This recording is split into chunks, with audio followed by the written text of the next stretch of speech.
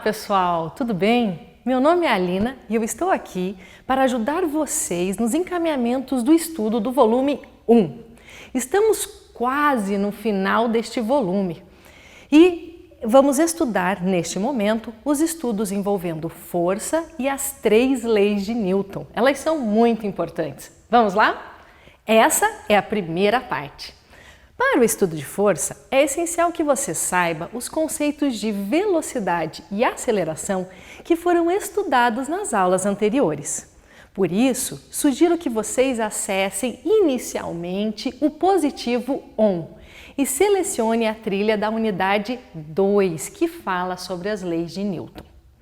Respondam apenas à sondagem desta trilha. São 3 atividades que te ajudam a verificar se você está craque nos conceitos fundamentais para o estudo da força. Caso tenha dificuldade, não precisa se desesperar.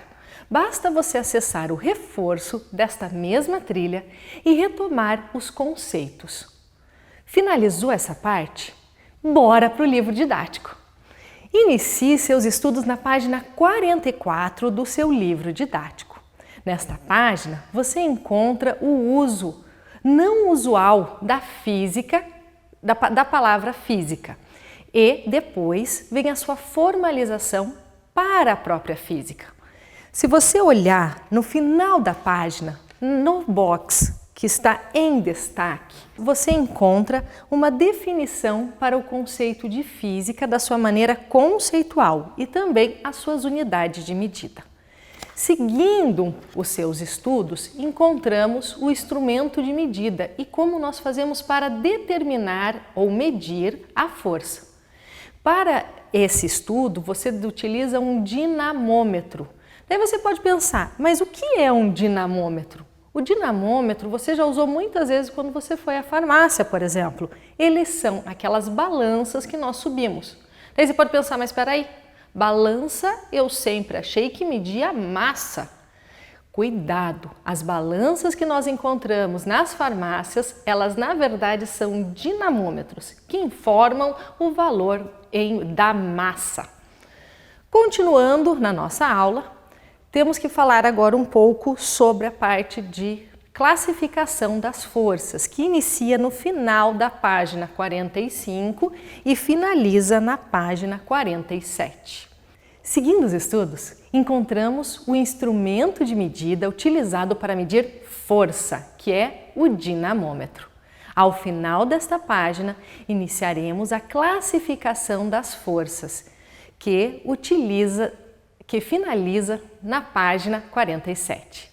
As páginas 48 e 49 abordam uma parte muito importante do estudo da força, que é a força resultante. É importante ressaltar que a força resultante não é uma forma a mais de força, e sim uma força fictícia, que, se agisse sozinha, só ela, produziria o mesmo efeito que todas as outras forças juntas. Finalizamos essa parte, estamos na página 49. Neste momento, você vai ter o diagrama do corpo livre. Com esse estudo, você finaliza a parte conceitual do seu estudo sobre força.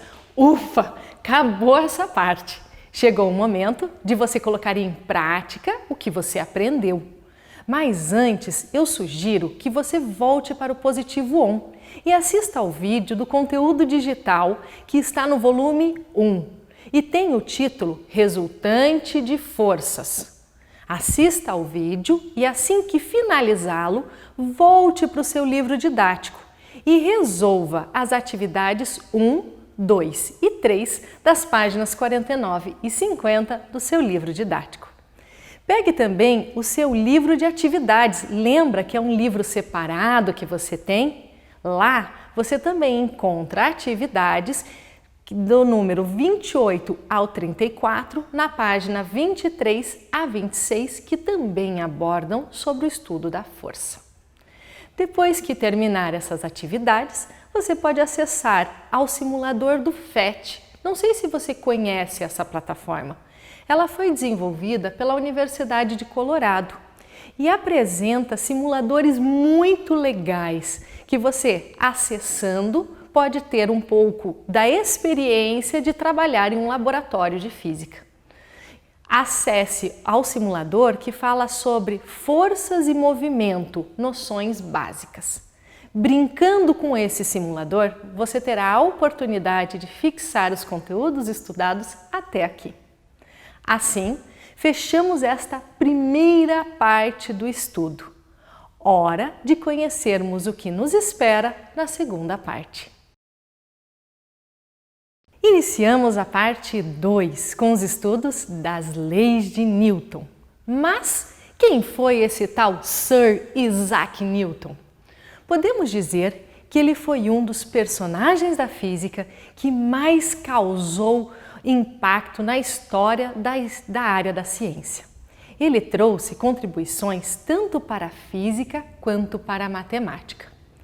Em um de seus livros mais citados, o Principia, que na verdade tem como título sendo Princípios Matemáticos da Filosofia Natural, foi escrito enquanto Newton se refugiava na casa de sua mãe. E você pode se perguntar, se refugiava? Refugiava do quê? E eu respondo para vocês, de uma doença, olha que curioso, chamada peste negra inglesa, que em 1665 matou mais de 100 mil ingleses e obrigou o fechamento de escolas e universidades. Parece que já vimos essa história, né? Vamos pôr um parênteses aqui antes de seguir para não causar confusão. Essa peste negra inglesa que eu citei foi em menor escala do que aquela peste negra anterior que atingiu a Europa em 1345 a 1353 e que matou muita gente. Seguindo, fechando esse parênteses, vamos seguir adiante. Voltando ao Newton, foi neste tempo de reflexão que ele elaborou algumas de suas grandes obras e que fazem com que seja lembrado até hoje. Para mim, isso é uma prova de que podemos encontrar força até em momentos de crise. E agora você pode se perguntar, e por que Newton está nesta parte do livro didático de vocês? Porque estamos para iniciar os estudos das 3 leis de Newton. Para isso, acesse inicialmente ao positivo 1 e no volume 1, procure pelo conteúdo digital sobre princípio da inércia. Vendo ele e trabalhando com ele, que você vai ter um simulador bem interessante, volte e retorne para o seu livro e leia as páginas 51, 52 e 53, que abordam sobre a primeira lei de Newton, também chamada de princípio da inércia. Essa é uma lei que você já deve ter sentido na prática. Por exemplo, quando estamos em um carro parado e ele acelera rapidamente, temos a sensação de que somos engolidos pelo banco, jogados para trás. E também, quando estamos no carro em movimento e ele para bruscamente, dá aquela freada brusca e o cinto de segurança nos segura, e fazendo a sua parte, ainda bem, ele evita que nós sejamos lançados para o vidro ou para o banco da frente. Essas duas situações são exemplos da primeira lei de Newton, que a gente pode enunciá-la da seguinte maneira: todo corpo continua em seu estado de repouso ou de movimento, a menos que seja forçado a mudar aquele estado por uma força imprimida a ele. Essa é uma frase que escutamos muitas vezes, inclusive em alguns momentos na internet. Fechando essa ideia, por isso, se a força resultante é nula para interpretar esse enunciado, isto é, se somarmos todas as forças que agem em um corpo e ela der 0, podemos afirmar que o corpo está em equilíbrio. Esse equilíbrio pode ser um equilíbrio de um corpo parado, como eu nesse momento, que não estou me movendo nem para cima, nem para baixo, nem para um lado, nem para o outro. Então, neste momento, eu estou em equilíbrio. Daí você pode pensar, mas não existem forças agindo sobre você? Claro que existem. Neste momento, está agindo peso. também está agindo normal? Está agindo a força de atrito? Só que eu estou parada. Então significa que somando todas essas forças, nós temos uma resultante zero. E por isso, a primeira lei de Newton se aplica. Outra situação que também temos para a primeira lei de Newton é a ideia de que um corpo em movimento permanece em movimento. Daí você pode pensar, como assim? Onde que eu posso imaginar uma situação como essa? Ela é um pouco mais difícil, porque ela está relacionada a objetos que são lançados ao espaço. Se você conseguisse lançar um objeto no espaço, ele seguiria em linha reta e não pararia mais de se mover, porque a força resultante sobre ele é nula. Então, são duas situações de equilíbrio. Ok? Fechamos a primeira parte de Newton, da primeira lei de Newton, e podemos voltar para o livro didático para falar sobre a terceira lei de Newton. No Positivo On, você encontra no volume 1 um conteúdo sobre as forças de ação e reação, sobre um barco e um mergulhador. Indico que vocês assistam a esse vídeo e volte para o material didático após assisti-lo nas páginas 53 e 54. Essa terceira lei de Newton, se você retornar nas páginas 53 e 54, você encontra a ideia dela principal, que é a ideia de ação e reação. O que isso significa? Significa que a toda ação há sempre uma reação oposta e de valor igual. Então, podemos pensar o seguinte: se você tropeça porque chutou uma pedra, podemos dizer que a pedra chutou você. Pode parecer meio estranho, mas o que você tem que entender é que, porque a força que fazemos sobre a pedra e que a pedra faz sobre nós, elas são iguais. Aconselho que, para entender bem essa parte e resolver os exercícios sem dificuldade, é muito importante que você dê atenção para a página 54, porque ali naquela página você irá encontrar algumas características das forças que formam os pares de ação e reação.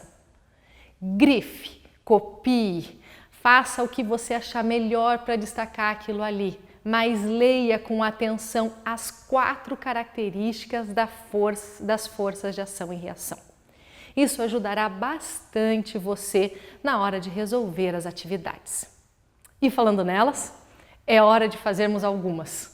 Nas páginas 56 e 57, você pode resolver as atividades 1, 2 e 3 do livro de atividades nas páginas 26 e 27. Resolva também as atividades do livro de atividades 35, 36, 37 e 38. E desta maneira, você estará finalizando essa parte 2 desta organização de estudos. Essa parte 3 inicia na página 55 e conta com a segunda lei de Newton, também conhecida como princípio fundamental da dinâmica. Basicamente, é na segunda lei que estudamos situações em que a força resultante é diferente de zero. Por exemplo, quanto mais coisa, massa, objetos você coloca em um carrinho de supermercado, mais força você precisa fazer para obter a mesma aceleração. É essa força resultante que também mantém os objetos em movimentos circulares. Se você estiver segurando um objeto e amarrá-lo e girar este objeto, o que vai manter ele fazendo a trajetória circular é uma força resultante no sentido do centro da trajetória, também chamada de força resultante centrípeta. Se você soltar o objeto, ele segue em linha reta e vai-se embora, seguindo pela tangente. Como já sabemos da primeira lei, um corpo em movimento tende a permanecer em movimento. E por isso, se você solta o objeto, ele vai seguir em linha reta, porque não existe uma força mudando a direção do movimento e permitindo que ele faça essa curva. Essa terceira parte do nosso encaminhamento de estudo é mais curta em conteúdo, mas conta com muitos exercícios que abordam as 3 leis de Newton juntas. Então você vai ter pouca coisa de certa maneira para ler, mas bastante exercício para resolver. Agora que você já estudou a parte conceitual, vamos retomar para o positivo on e fazer as atividades de avaliação da trilha. Com isso, você vai poder verificar como está a aprendizagem deste conteúdo.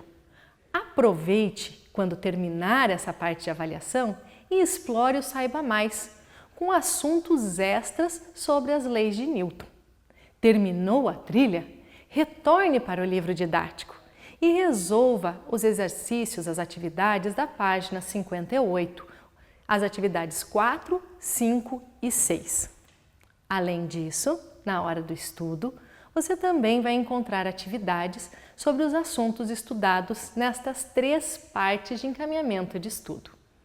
Abrindo o material na página 63 e 64, você pode fazer as atividades da 20 a 31, é bastante coisa. Além disso, se tiver mais tempo, aproveite e explore também o livro de atividades. Lembre que é aquele livro separado. Lá você pode resolver as atividades 40, 41 e 42.